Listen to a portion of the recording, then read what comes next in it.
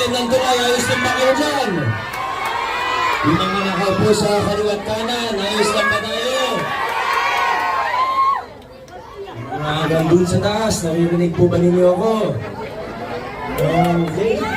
Maraming salamat sa mainit at pagtanggap sa meeting ng Pasig. Alam ko excited na po ang bawat isa sa atin, kaya hindi ko na masyadong mahabaan ang aking pananalita. Alam ko po excited na tayo. Hindi na tayo mapakali dahil 2 araw na lang. Excited na po ba kayo? Handa na po ba kayo? Sigurado na po ba kayo? Wala po kayong gagawin mamaya. Meron tayong Giting de Avance. Mamaya ng alas 7 ng gabi ha. Sa Plaza ni Sal pa rin po. Doon natin ginawa ang Meeting de Avance noong 2019. Doon din po natin ginawa ang Meeting de Avance noong 2022. At ngayong 2025. Doon pa rin po tayo. At ang layo na narating natin mula 2019. Sino pong nakakaalala pa sa laban natin noong 2019? Pero ito po sana ang tandaan natin, huwag po natin kakalimutan na mula nung tayo po ay nagwagi sa eleksyon noong 2019, ang pinatuunan natin ng pansin, ang pinaghirapan, ang pinaglaban natin na pagbabago ay hindi yung pagbabago na mababaw lang.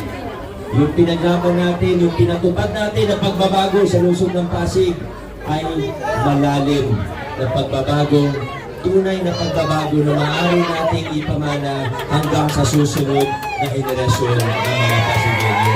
Yan ang pagbabago na pinaglaban natin para sa inyo. Ang mga pagbabago, kahit hindi pa kayo mga botante, hindi nyo ako mabuboto, pero para sa inyo ang ginagawa natin na pagbabago. Kaya tama yung ginagawa ninyo, mga bata, nakikinig din kayo sa mga nagsasalita. Maraming salamat din sa inyo. Para sa pinatukasan nyo ito. Mula 2019, tinanggal natin yung palakasan, inayawan na natin yung takutan. Simbolo natin dito, wala na pong iba. Ang paborito nating halimbawa ng pagbabago, yung pamaskong handog po natin. Aminin natin, dati ilan lang yung nakikinabang dyan. Yung iba, 2, kapag malakas talaga, pag maraming membership, member ng lab organization, nanalo sa raffle, sa party ng HOA, kadikit ni ganyan o ni ganito, 3, 4 na ba yung inuuli nun? Pero pag ordinaryong mamamayan, naku, ilang Pasigeno na po, daang Pasigeno na po, kung dito ang nakausap ko, ang sabi sa akin, Mayor, 30 years na ako nakatira sa Pasig.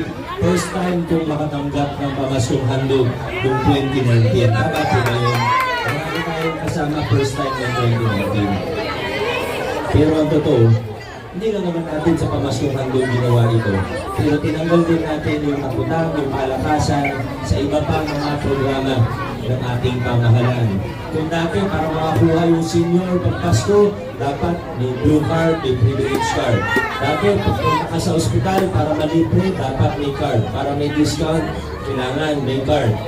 Ngayon, ang ginawa po natin para sa lahat, wala nang card, wala nang membership, all balance billing para sa bawat isang Pasigeno. Bakit po? Pinapakita natin na posibleng magkaroon ng pamahalaan na pantay-pantay ang tingin sa bawat isang Pasigeno. Walang nakakalamang, walang mas malapit sa kusina, basta taga-Pasig, siniservisyohan ng ating lungsod. Pare-pareho ang nakukuha natin na benepisyo. Pare-pareho ang natatamasa natin sa mga serbisyo, sa mga tulong mula sa ating lokal na pamahalaan. Kaya ngayon, taas noon po tayo, sinasabi natin na tayo ay mga Pasigeno. At sa lungsod ng Pasig, ang tinataguyod natin ang mga prinsipyo ng mabuting paggogobyerno. Binuksan natin ang pamahalaan. Kitang-kita niyo po kung saan ginagamit na pondo ninyo. Kitang-kita niyo po kung anong mga nangyayari, anong mga proseso natin sa ating lokal na pamahalaan. Nandito na po tayo na tayong lumiko-liko pa. Hindi naman kasi sikreto, di ba? Hindi naman sikreto. Yung iba, gusto tayong bumalik sa mga lumang kalakaran. Nakikita niyo naman kung paano sila gumagastos. Nakikita niyo naman kung paano sila manira. Nakikita niyo naman kung ano yung mga ugali, kung ano yung estilo ng politika. paatras. Kung ano yung lumang style ng politika na tinalikuran na natin, gusto nilang balik-balikan. Siguro kasi mas naikinabang sila sa mga lumang kalakaran. Sila yung maaaring nakaupo, sila yung mga humihingi ng kickback noon.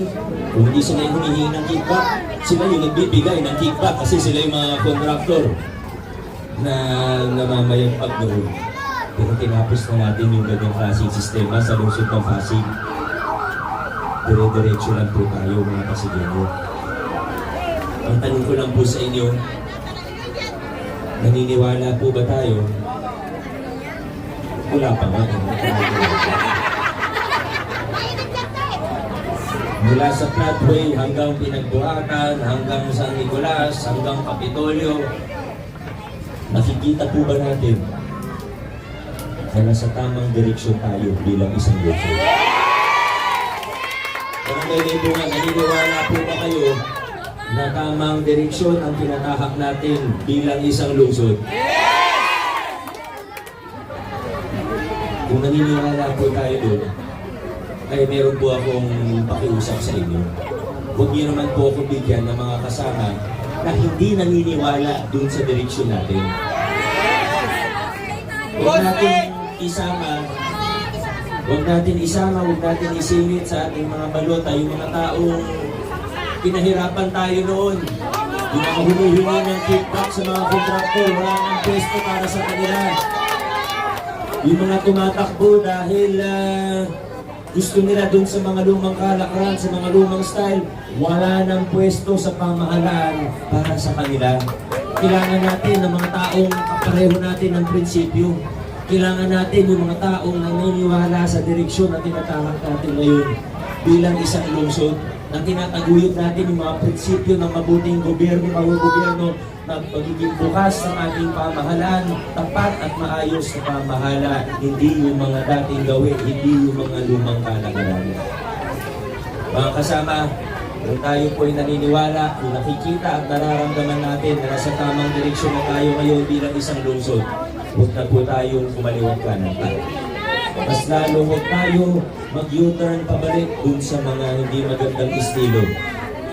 Mga Pasigenyo, ngayong 2025, pagdating ng Lunes, ipapakita natin sa lahat, dire-diretso lang po tayo.